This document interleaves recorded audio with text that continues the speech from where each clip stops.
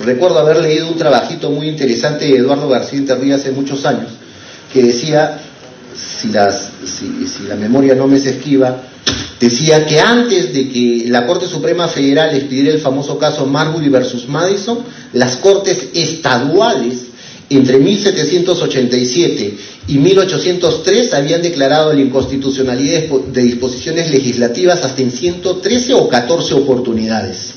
Claro, a nivel estadual, nunca a nivel federal. 1803, Marbury versus Madison, es la primera vez a nivel federal.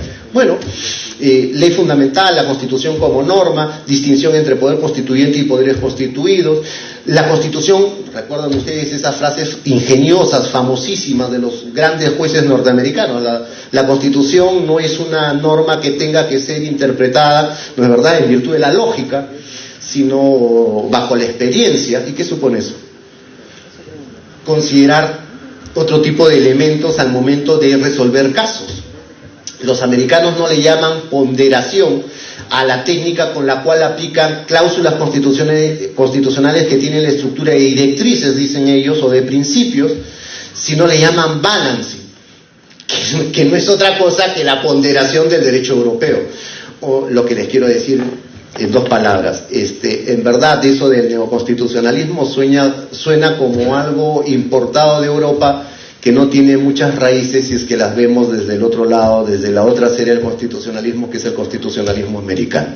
Si eso desnormativiza la Constitución, es toda una polémica, es la polémica de los 30 millones de dólares a la que en principio hacía referencia, ¿no es verdad? Porque efectivamente, finalmente, a través de la ponderación o del balancing, terminas dando preferencia a uno de los valores en conflicto, a uno de los derechos o principios constitucionales en colisión, por las razones que fueran, en desmedro del otro. Y eso, se dice, no deja de ser una fuerte, una fuerte afectación a la idea de la Constitución como norma, porque también ese otro bien tiene representación en la Constitución, está en la Constitución, forma parte de la Constitución. Hoy día en Europa y particularmente en Alemania hay cierto tipo de teorías que han puesto en cuestión esta forma de actuar de los tribunales constitucionales, y una de las salas del Tribunal Constitucional Federal alemán aplica una técnica muy parecida, no exactamente a la subsunción, pero muy parecida a ella, ¿no? Que es precisamente una respuesta a esa desnormativización que mediante la ponderación o el balancing las constituciones vienen siendo objeto. Muy bien, muchas gracias por la respuesta, doctor. Si hubiera alguna pregunta más, aquí adelante, por favor, con nuestra amiga. Gracias. Doctor, buenas tardes. La pregunta más que todo va, ya que ha mencionado el caso Madison versus Marbury, respecto a si usted considera que no siempre una declaratoria de inconstitucionalidad debe o tenga que traerla consigo la nulidad de los actos derivados, ya que en este caso no se le había nombrado al juez Marbury, pero no se le hizo la entrega del título. Muchas gracias. Sí, esa es una pregunta también muy interesante, ¿no? No sé si todos sepamos sobre los hechos del caso Marbury versus Madison, pero se trata de un grupo de jueces que fueron nombrados el último día de la gestión de uno de los presidentes norteamericanos. No sé si fue Jefferson, fue el que ingresó, a Adams, creo que es el que ingresaba, por el presidente John Adams. El último día de gestión de gobierno del presidente Adams, su ministro de Justicia, su secretario de Estado, le llaman ellos, en el despacho de Justicia, empieza a entregar títulos, evidentemente, a sus partidarios, ¿no? En el año 1800, me parece que fue. Distribuyó muchos de esos certificados o títulos y de pronto se olvidó de otros. Uno de ellos era precisamente William Marbury. Pero William Marbury sabía de que tenía su certificado firmado por el presidente de los Estados Unidos y por el secretario de Estado en el despacho de Justicia. Y adivinen quién era ese secretario de Estado en el despacho de Justicia. Un personaje que tendría mucha influencia cuando en 1803 después resolvería la Corte Suprema Federal. El secretario de Estado en el despacho de Justicia del presidente Adams, era John Marshall. En 1803, John Marshall ya no era secretario de Estado, estábamos en el régimen del presidente Jefferson, y John Marshall había ocupado el cargo de presidente de la Corte Suprema de los Estados Unidos de Norteamérica, y entonces se presenta lo que diríamos un proceso de cumplimiento en nuestro país, un writ of mandamus, pidiéndole al nuevo secretario de Estado en el Despacho de Justicia que se le entregue el título a William Marbury.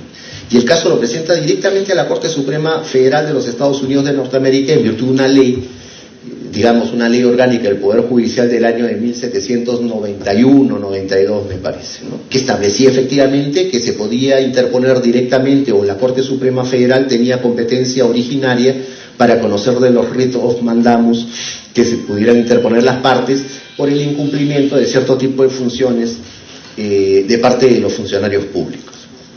Y entonces se interpone el writ y todo hacía parecer de que el caso se resolvería a favor de William Marbury, ¿no es verdad? Porque finalmente quien había firmado su título de juez era John Marshall, que ahora está de presidente de la Corte Suprema cuando era ministro de Justicia.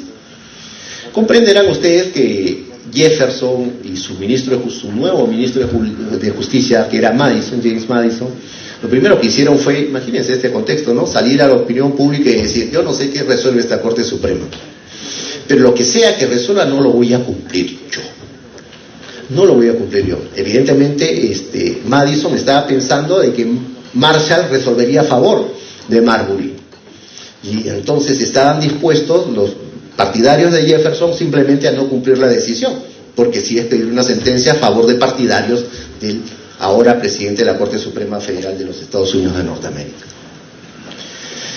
Para esto, en el año de 1801, el presidente Marshall salió a decir de que el caso lo resolvería en un mes. Era enero de 1801. Llegó febrero y no se resolvía. Pasó marzo y tampoco se resolvía. Terminó el año de 1801 y no se resolvió el caso Marbury versus Madison. Pasó todo el año 1802 y no se resolvió el caso Marbury versus Madison. Pero el presidente había dicho que en un mes expediría la sentencia. En febrero de 1803 sale la sentencia y lo que hace es denegar la petición, no en el sentido de que se pronuncie sobre el fondo, sino en el sentido de decir, esta ley es la ley que autoriza que se puede interponer un writ of mandamus ante la Corte Suprema, es inconstitucional, porque de acuerdo con la Constitución yo solamente tengo competencia para esto, y no estaba el conocer el writ of mandamus. Este tema es muy interesante, este caso es muy interesante porque nos abre el tema de la ética judicial, ¿no es verdad? Si Marshall debió o no abstenerse de conocer ese caso, sobre el tema de la influencia política que se podría tener sobre los tribunales de vértice, los que cierran el sistema jurídico. Pero también es muy interesante en relación a la pregunta para poder determinar de que el control de constitucionalidad no necesariamente recae sobre problemas materiales. La Corte Suprema realiza un razonamiento muy curioso, que no es muy habitual en los sistemas del civil law a los cuales pertenece el Perú. Normalmente un juez de civil law primero analiza los temas formales y si se superan los aspectos formales, recién analiza los temas materiales y se pronuncia. ¿No es verdad? No se pronunciará sobre los temas de fondo si es que no se ha superado los requisitos de orden formal. Lo que hace Marshall aquí es invierte el razonamiento y se pregunta, ¿tenía o no William Marbury el derecho a que las autoridades americanas del presidente Jefferson le entreguen o no el título? Y son 7 primeras páginas donde dice sí. Tiene derecho a que se le dé su título de juez. Las 7 siguientes tratan o pretenden responder esta otra pregunta. Sin embargo, a efecto de declarar si corresponde ordenar el derecho, lo que tiene que hacer esta Corte Suprema es si tiene el derecho ella misma a expedir la orden. Y entonces se pone a analizar si tiene o no competencia para expedir un pronunciamiento. Y ahí se encuentra con que si bien su ley orgánica lo autoriza, sin embargo la Constitución le dice que no tiene competencia para expedir ese tipo de cosas en instancia única.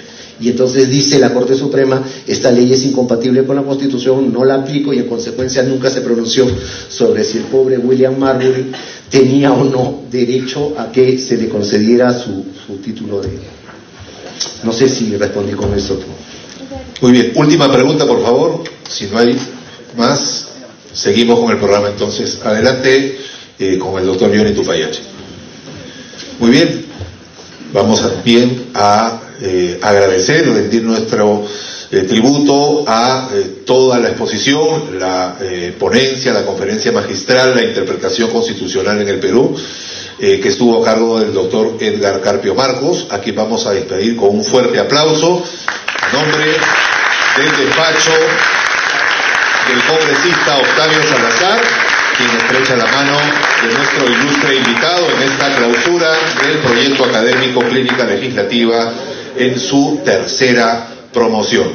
Muchísimas gracias, doctor Edgar Carpio Marcos, jefe del Gabinete de Asesores del Tribunal Constitucional, por su valioso aporte a los integrantes de esta tercera promoción de la Clínica Legislativa.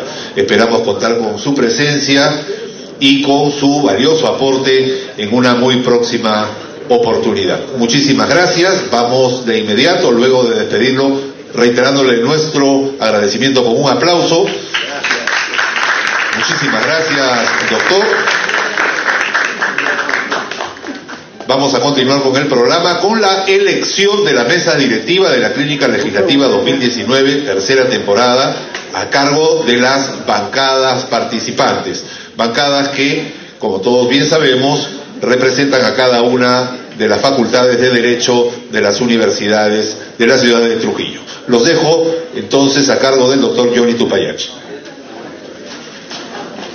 Señores, jóvenes, muy buenas tardes, ya estamos pasado el mediodía. Cumpliendo con nuestra agenda, y nos toca ahora juramentar a la mesa directiva. Ya por acuerdo de Junta de Portavoces se ha elegido el congresista Octavio Salazar Miranda, quien muy cálidamente nos ha recibido y nos va a acompañar en toda la sesión como promotor de ese proyecto Clínica Legislativa. Va a tener a bien juramentar a los integrantes de la mesa directiva. Por favor, a los jóvenes que están saliendo, entre por favor. Ruth, que regresen los jóvenes, por favor. Vamos a empezar con la juramentación. Señores, algo que quiero que quede bien en claro para poder tener las reglas de debate en la tarde es que, y como también se envió en las reglas de debate oportunamente a cada uno de las bancadas, el número de integrantes cuenta no solamente para la votación, sino que también cuenta para el tema del tiempo, ¿ok? El tiempo de debate se determina en razón al número de integrantes de la bancada. Segundo, en el lapso hasta las 3 de la tarde que damos inicio al debate de los proyectos de ley, hay opción de transfugismo. Ustedes han aprobado el transfugismo, ¿ok? Y eso ya lo han hecho hace un par de meses atrás. Entonces, hasta las 3 de la tarde puede darse los casos de que algunos de ustedes puedan cambiarse de una bancada a otra. Antes de las 3 de la tarde se tiene que informar, los voceros van a informar y presentar a quiénes son las personas que se han cambiado de bancada. ¿Por qué? Porque si hay cambio del número de integrantes en las bancadas, obviamente el tiempo que se le va a asignar para el debate también cambia. Ahorita en la conformación que se ha tenido desde la publicación de las listas oficiales, 3 bancadas tienen 23 integrantes y solo una tiene 25. En teoría, en base a esa proporcionalidad, si debatimos 40 minutos cada proyecto, la bancada nacional tendría 12 minutos y las demás tendrían cerca de 9 minutos. ¿Ok? Entonces, ahí está la diferencia de tiempo. Perdón, 11 minutos y 9 minutos las demás bancadas. ¿Ok? Ese es el tiempo asignado inicialmente. Este tiempo puede cambiar, como les digo, de acuerdo a que puede darse el transfugismo. Eso es una. 2, la mesa directiva ha sido elegida por el acuerdo de sus portavoces. Los portavoces hablan en razón al número de integrantes que tienen. ¿Ok? Si la UPN tiene 23, la vocera hablará por 23 integrantes. La eliminación del grupo o del proyecto de ley que no va a entrar a debate es justamente por acuerdo de portavoces. Puede haber dos formas de designar, de tomarse ese acuerdo. Uno, simplemente por negociación y acuerdo entre todos, o 2, simplemente por el ejercicio del número de votos que tienen un grupo frente a otro. Puede darse el caso que se junten 3 bancadas y eliminen a una, o puede ser el hecho de que por negociación, sin imposición, simplemente por negociación, se elimina una bancada. Esas son las reglas de juego que las hemos venido teniendo desde hace muchos meses atrás. Entonces no es nuevo. Y más aún, para quienes están ya en clínica legislativa hace 2 años, ha sido la misma dinámica siempre, no ha cambiado. Entonces, señores, cuando vayamos al pleno, ya a las 3 de la tarde, la forma como ustedes van a votar ya depende mucho de cómo ustedes han acordado internamente en sus bancadas. Entonces, ahora, desde ahora hasta el almuerzo y hasta antes de las 3, ya pónganse de acuerdo cómo van a votar, ¿ok? Se entiende que los voceros tienen los canales de comunicación masivos con toda su bancada y pueden, obviamente, tomar un acuerdo. El congresista ya está viniendo, iniciamos la ceremonia de juramentación, pasamos en forma ordenada, por favor, al hemiciclo, vamos a almorzar en el comedor del hemiciclo. A las 2 de la tarde hacemos el recorrido por el Congreso de 2 a 2:45 promedio y terminamos en el Raúl Porras Barrenechea, que es el hemiciclo que anteriormente era el ex Senado, donde ustedes van a dar inicio a su debate. Entonces, señores, yo les pido, por favor, en el transcurso de la visita guiada, eviten tomarse fotos, o si lo van a hacer, háganlas en grupo y no individualmente, porque no tenemos tiempo, tenemos que correr contra el tiempo. Nosotros tenemos el hemiciclo Porras Barrenechea asignado de 3 a 6 de la tarde. Nos podemos pasar quizás unos 10 o 15 minutos, pero hay una actividad posterior, pero no podemos tener disponibilidad del auditorio más tiempo. Entonces, yo les voy a pedir, señores, que corramos apresuradamente y dispongamos de los tiempos adecuadamente para que toda la actividad salga bien. Mañana, por favor, ya sus voceros tienen conocimiento, hacemos la visita a Palacio de Gobierno. La visita es de 9 de la mañana hasta las 10:30, es 1 hora y media, hora y 20 más o menos la visita. Para ello es importante que ustedes estén a las 8:30 de la mañana en puerta de Palacio de Gobierno. Palacio de Gobierno es un frontis a la Plaza de Armas. Al lado derecho hay una piletita y al frente está el Banco de la Nación. Nos podemos encontrar en la pileta o al lado izquierdo de la pileta, que está la entrada a Palacio de Gobierno. Se ingresa por el ala derecha, ahí está la puerta de ingreso a Palacio. Yo ya envié la lista de todos los jóvenes que van a hacer la visita. Simplemente es en ese momento juntarnos de acuerdo al orden que tenemos, que es por universidades, y recogemos los DNIs e ingresamos. Eso ya está coordinado. Entonces yo les pido también mañana la puntualidad debida para empezar temprano. Hoy día hemos empezado a buena hora, ha habido un grupo pequeño que demoró un poco en llegar, pero tratemos de corregir ese detalle y mañana empezamos, como les digo, el control en Palacio de Gobierno es mucho más estricto que el que hemos tenido hoy día en el Tribunal Constitucional, así que tratemos de estar 8:30 en punto para poder ingresar 8:40 y a las 9 empezamos el guiado. Palacio también tiene otros grupos que van a hacer visita, entonces nos han dado prácticamente ese espacio de tiempo de hora y media para poder estar con nosotros. Nos van a asignar 2 o 3 guías para poder hacer el recorrido. Así que, señores, les pido su puntualidad. Mañana no es formal, ojo. Yo les sugiero, si tienen un esporo elegante, un esporo elegante. Si quieren ir con terno, vayan con terno. Eso yo se los dejo a criterio suyo. Mañana no hay un acto de formalidad como hoy día que hemos ido al tribunal o que estamos acá en el Congreso. Entonces, lo dejo a discreción suya, ¿ok? Pero guardemos siempre las formas y la conducta y una adecuada vestimenta porque estamos yendo a Palacio de Gobierno. Entonces, con esas indicaciones, yo les pido un par de minutos, vamos a dar inicio a la juramentación. Gracias.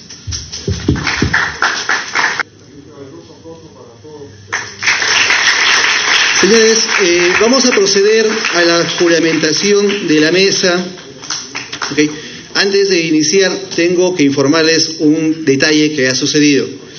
Yo les comentaba al inicio que inicialmente 3 bancadas UPN, Universidad Vallejo y Universidad UPAO tienen 23 integrantes cada una, ¿correcto? Y la Universidad Nacional de Trujillo tiene 25 integrantes. Ahora, entre la Junta de Portavoces han hecho un acuerdo y han elegido ya la mesa directiva, pero nos acaban de informar que tenemos un tránsfuga.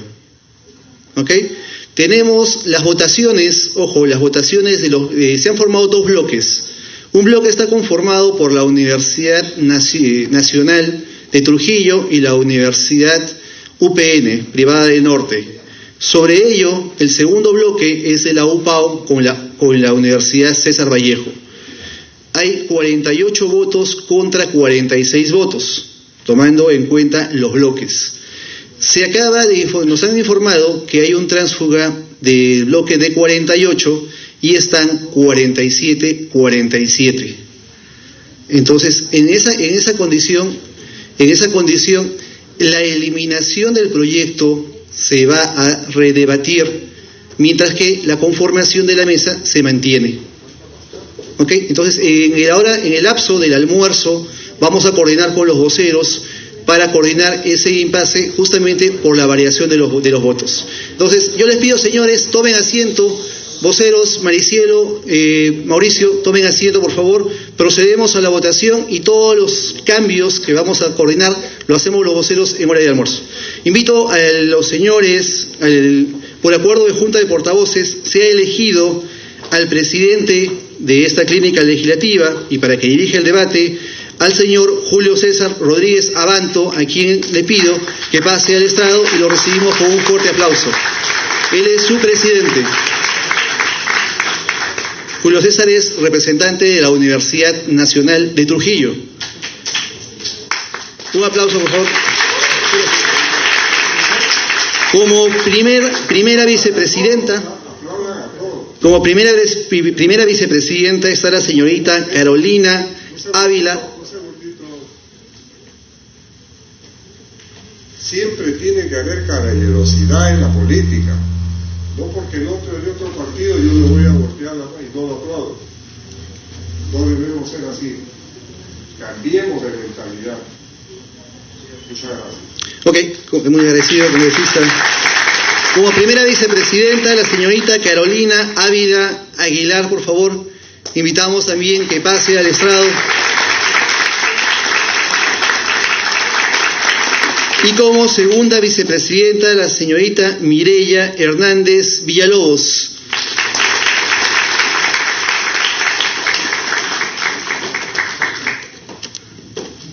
Carolina es representante de la Universidad César Vallejo y Mireya Hernández es representante de la Universidad UPAO. Señor congresista, damos inicio a la ceremonia de juramentación de la mesa directiva de la clínica legislativa.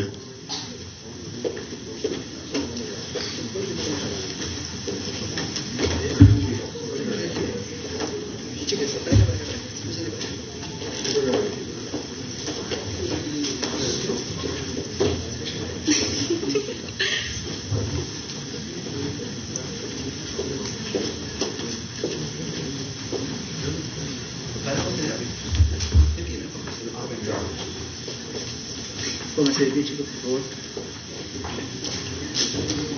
Mano derecha.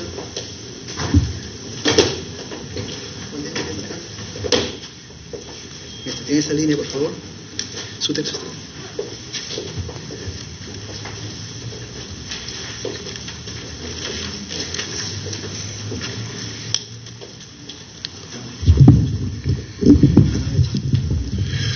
Vamos a juramentar a nuestro presidente, primer vicepresidente y segundo vicepresidente.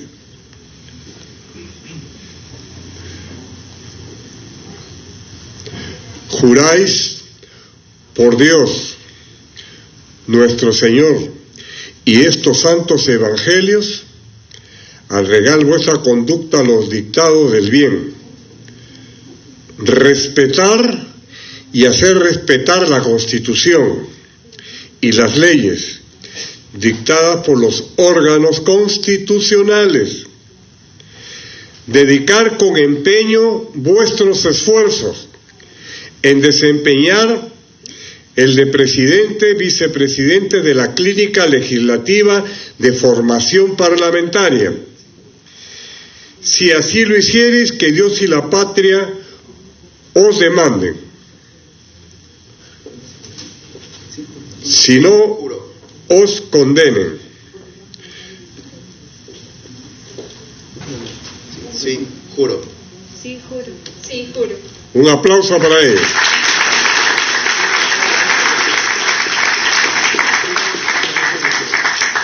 Queda instalada la mesa directiva de la Clínica Legislativa de Formación Parlamentaria. Presidente, Julio César Rodríguez Abanto. Primera vicepresidenta, Catalina Ávila Aguilar. Segunda vicepresidenta, Morelia Hernández Villalobos. Nuevamente, un fuerte aplauso.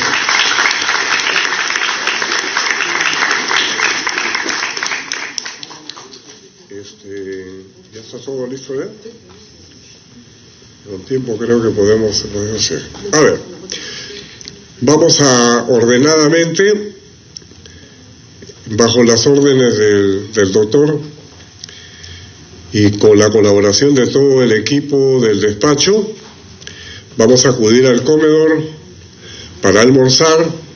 Una vez terminado el almuerzo, pasamos a la segunda etapa de la programación para el día de hoy. ¿Está claro? Perfecto. Entonces un aplauso para ustedes también y procedemos a pasar al comedor del Parlamento Nacional.